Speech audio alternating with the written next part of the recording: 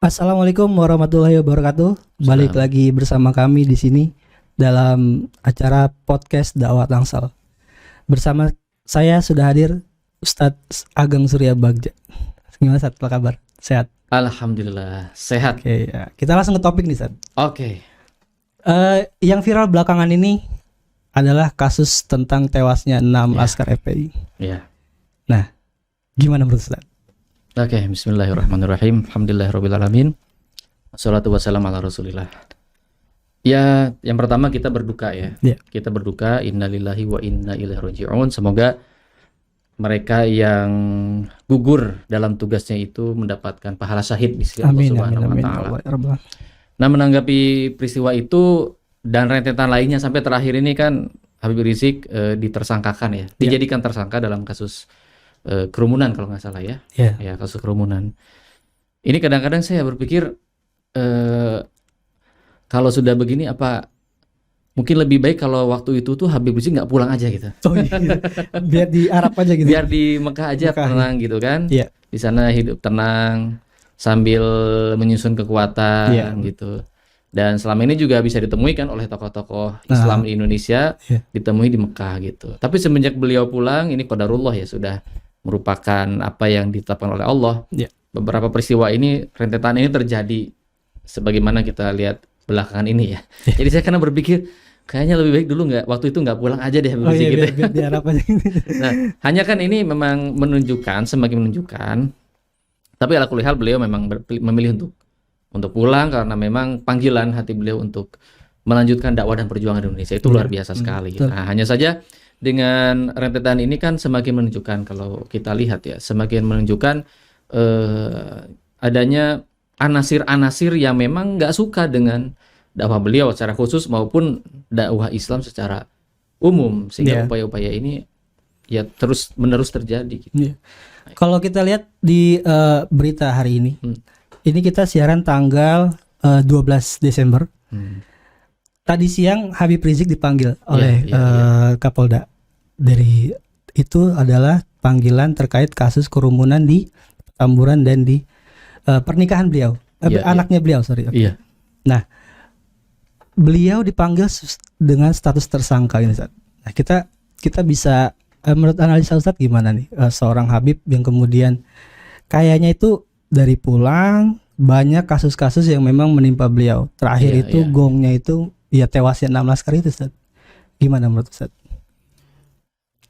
Sebagaimana yang udah ya. Aktivis Islam, ustadz, dai itu dicari-cari kesalahannya. Walaupun kita tidak memungkiri mungkin saja itu salah secara hukum. Tetapi kalau kita merujuk, saya sendiri bukan pakar hukum, tapi kalau kita merujuk pendapat-pendapat orang-orang yang pakar di bidang ini, misalnya tadi saya baru saja baca statusnya Prof. Suteki, nah, bahwa pasal yang dikenakan itu tidak cocok untuk menjerat gitu, kalau pasalnya penghasutan. Kemudian juga barusan juga ada statement dari Pak Yusril Iza Mahendra, yang kemudian beliau menyampaikan bahwa pelanggar PSBB itu nggak bisa dipidanakan. Nah ini perlu pengkajian lebih lanjut di mana nggak bisanya dan apa yang jadikan argumen sehingga beliau itu bisa dijerat gitu. Tapi kalau menurut Yusril, sementara kita tahu Pak Yusril itu pakar hukum, ya kan? Profesor, guru besar dalam bidang hukum dan tata negara gitu kan.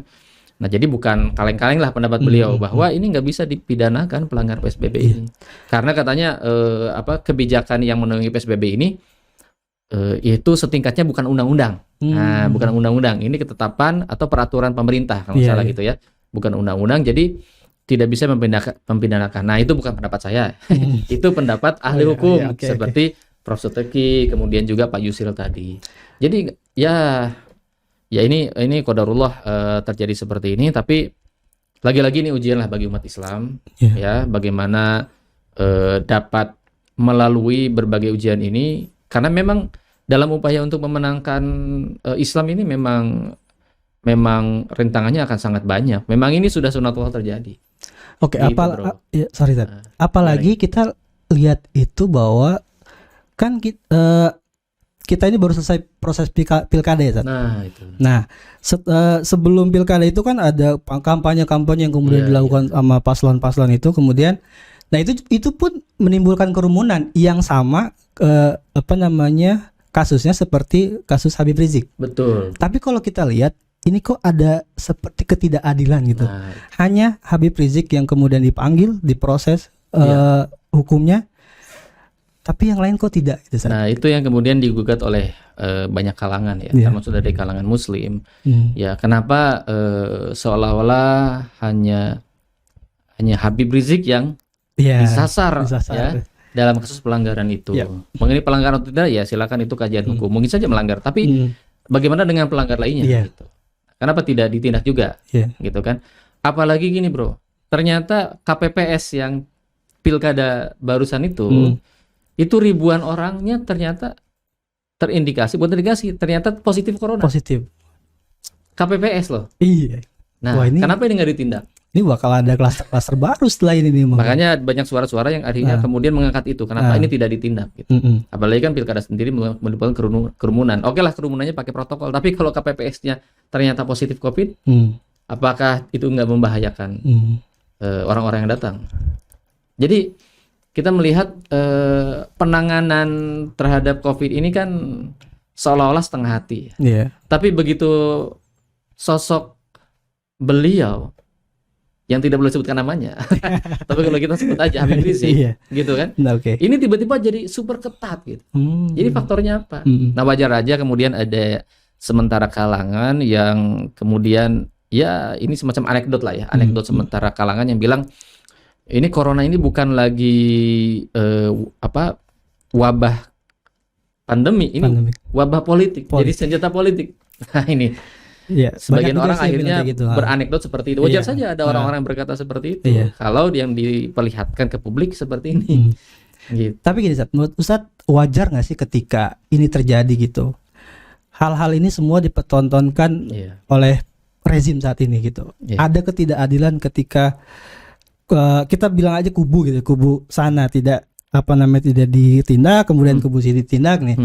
Respon umat Islam itu pasti marah, Ustaz. Ini normal, mungkin normal ya, Ustaz ya. Nah, menurut Ustaz wajar nggak seperti itu gitu loh? Dan apa yang harusnya kemudian dilakukan oleh kaum muslimin ketika menghadapi hal yang seperti ini, Ustaz?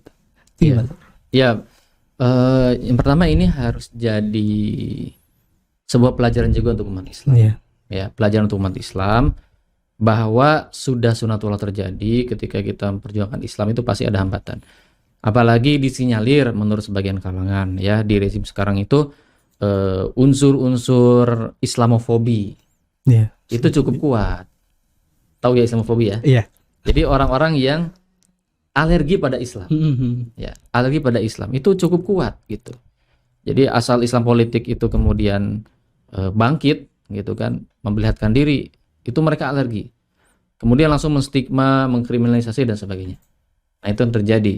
Jadi bagi umat Islam ini harus jadi pelajaran gitu bahwa kelompok-kelompok seperti itu ada gitu.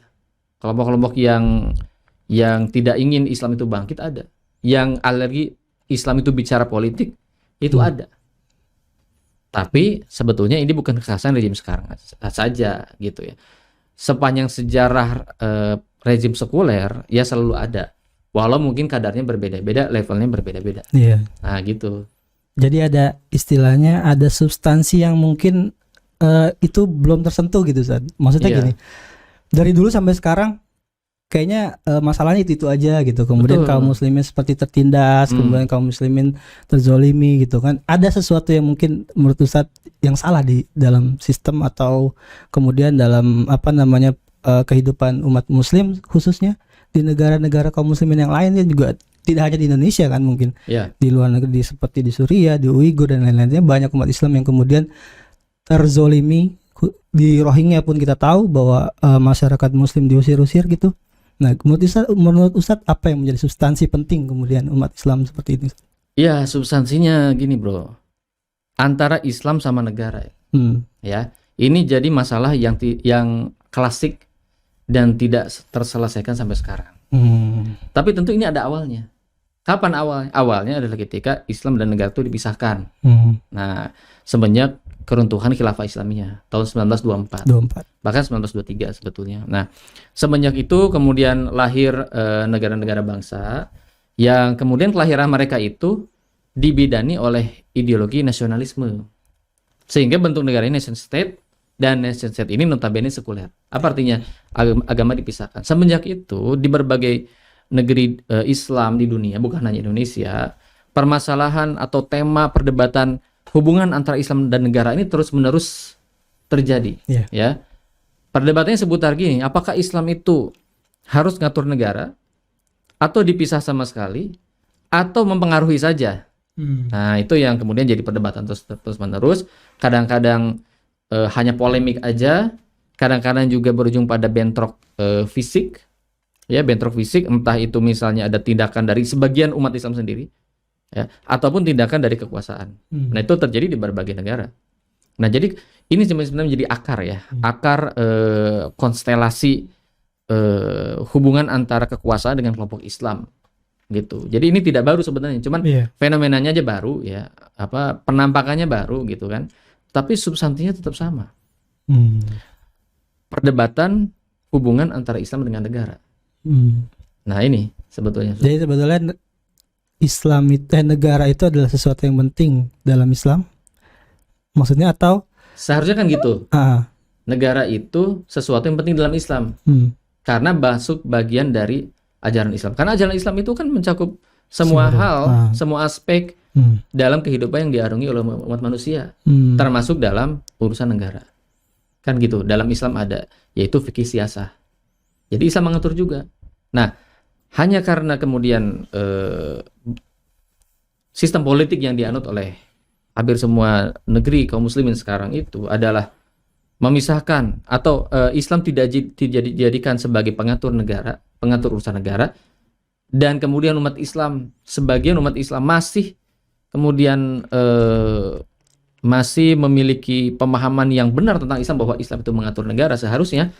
Nah, perbedaan kedua sudut pandang inilah yang menjadikan terjadinya ya gesekan-gesekan terus-menerus antara kelompok Islam di satu sisi dengan kekuasaan yang notabene sekuler di sisi yang lain. Tapi gini, Zat, yang dimaksud itu apakah pemimpin negaranya harus umat Islam atau mayoritas di masyarakatnya itu harus umat Islam, kayak misalnya di Arab Saudi? Kemudian itu masyarakatnya Islam, kemudian pemimpinnya Islam, apakah seperti itu atau gimana, Sat? Ya, ini bukan perkara orang ya. Nah, bukan perkara siapa yang berkuasa. Gitu. Tapi ini perkara apakah Islam itu ngatur atau enggak gitu. Sebagian negara muslim kan menjadikan Islam sebagai dasar negara secara tertulis ya dalam konstitusinya, undang-undang dasarnya.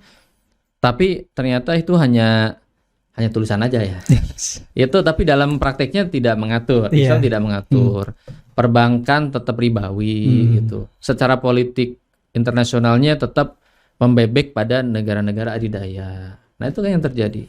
Gitu. Sehingga wajar saja kemudian penindasan demi penindasan, ketidakadilan terhadap umat Islam, terutama kelompok-kelompok Islam itu terus terjadi. Gitu. Sebab negara-negara yang tidak independen, maksudnya negara-negara yang tidak menerapkan Islam, ini menjadi tidak independen. Karena mereka akhirnya secara ideologis dan secara politik berkiblat pada peradaban lain, yaitu peradaban Barat. Sementara peradaban Barat ini adalah sumbernya Islamofobi tadi, yang saya bilang tadi. Ya, sumbernya Islamofobi ya peradaban Barat, negara-negara Barat, wabil khusus Amerika Serikat, yang dengan track recordnya Amerika punya program dulu waktu zaman George Walker Bush ya, yaitu Global War Against Terrorism, ya GWOT itu. Perang terhadap terorisme itu kan sebetulnya adalah penampakan atau wujud dari sentimen Barat terhadap Islam yang tidak selesai sampai sekarang. Ya, permusuhan Barat terhadap Islam tidak selesai sampai sekarang, berabad-abad sejak perang salib. Nah, ini kan jadi luas ya. Dari masalah penembakan jadi perang salib. Jadi perang salib ini gimana? Iya, karena tidak berdiri sendiri. Ini kasus tidak berdiri sendiri gitu. Berarti masih terjadi sampai sekarang pengaruh Barat terhadap negeri-negeri kaum muslim gitu, Zat? Betul. Sangat berpengaruh. Sangat berpengaruh. Peradaban Barat, nilai-nilai Barat, kebijakan politik Barat terhadap umat Islam, terhadap negeri-negeri muslim sangat berpengaruh terhadap kejadian-kejadian yang ada di negeri-negeri Muslim, wabil khusus terkait dengan kelompok Islam dalam kaitannya dengan negara tadi, dengan kekuasaan tadi. Berarti Gitu. luar biasa ini. Jadi semua itu adalah rentetan yang saling sambung menyambung. Saling gitu. sambung menyambung. Dari perang salib sampai sekarang gitu. Ada Luar kaitannya. biasa, luar biasa, Ada luar biasa. kaitannya. Oke Ustadz, kayaknya nanti kita lanjut lagi obrolan kita. Oke. Kita sudahi dulu sampai sini. Oke. Baik pemirsa, kita sudahi dulu dialog kita sampai saat ini. Kalau suka di like, subscribe dan share. Baik, Ustadz. Baik, Baik. Assalamualaikum warahmatullahi wabarakatuh. Waalaikumsalam warahmatullahi wabarakatuh.